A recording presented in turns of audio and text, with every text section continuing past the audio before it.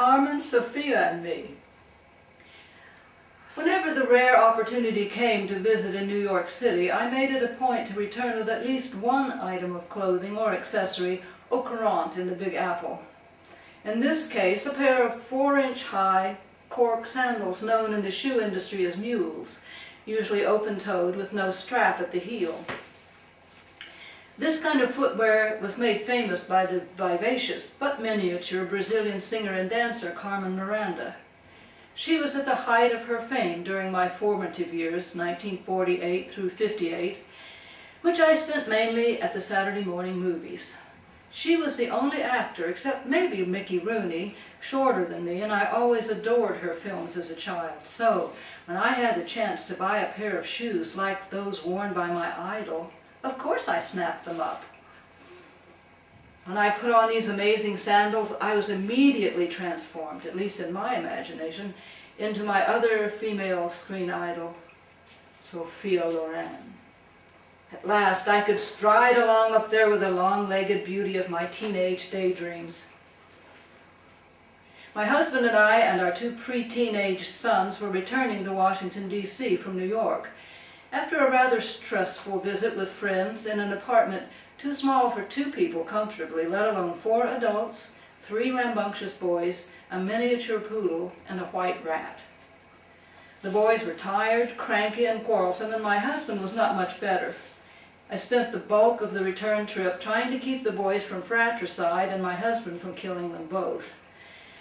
I consoled myself by admiring my new footwear, and imagined how excited and amazed and confounded my friends and enemies would be with my New York City shoes. This particular triumph would be postponed until we returned from our sabbatical leave in D.C. to our permanent home in Berea, Kentucky. But just imagining the hit I'd make kept me from pushing the entire family under our train. I had purchased a very large overnight bag to take to the city and, of course, filled it so completely with trinkets, souvenirs, and so forth that it resembled a boa constrictor after ingesting a goat. Somehow I managed to get this fire-engine red boa constrictor look-alike and myself safely off the train, no thanks to the gentleman in my entourage that leapt from the train like frightened antelope and took off down the platform. Breathless, I panted, "John, slow down, please, I can't keep up." He pretended not to hear and never diminished his 6'2" stride. I struggled to follow, but the combination of being 4 inches higher off the ground, hauling gargantuan luggage and a vast handbag kept me from catching up.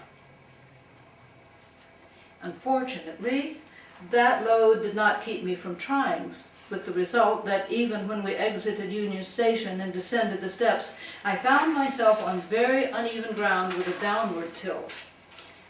Since I'd been hurrying, my forward momentum propelled me faster and faster. Now, I recognized that this was not a good thing, since I was already moving too fast to stay upright. Then I made a fatal error, believing that if I shed the cumbersome red bag, then I would regain control of my forward motion. I decided to toss the bag to one side. Well, it might have succeeded had not Newton's law still been in effect. This particular law of physics says that for every action, there is an equal and opposite reaction. I gave a vigorous heave to one side, but forgot to release the handles. Naturally, the bag swung back to where I had begun the action with exactly the same speed and force. When the bag struck my midriff, I certainly dropped the handle, right in front of my still downward hurtling body. This is where the miracle starts.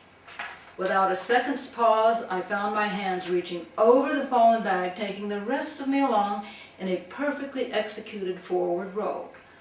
Once, twice, and then for reasons I've still to figure out, my body lengthened and I executed 2 more horizontal rolls ending on my back. This placed me delicately and precisely at the feet of a man who was quite drunk and being arrested by one of D.C.'s finest. They both blinked and stared. All I could think of to do was smile brightly and wheeze out, "Good morning." They did not reply, but stood staring. I'd already discovered that none of me was broken, and the only injury, aside from a 2-foot-long skid mark down the back of my white blouse from sliding on asphalt, was to my dignity. I gathered myself, staggered to my feet, retrieved my colossal bag, purse, and so forth, and tried to exit as if I'd planned it all along. John, who had not turned around, looked over his shoulder and grated, "You all right? Are you hurt?" and just kept walking. I didn't blame him. Who wanted to be associated with a woman who would do that? The children stood around helpfully, howling with laughter and holding their sides. Then I began to laugh and continued all the way to the car. I never really wanted to wear the Carmen Miranda shoes after this, and decided that Sophia Loren was not a role model I really needed.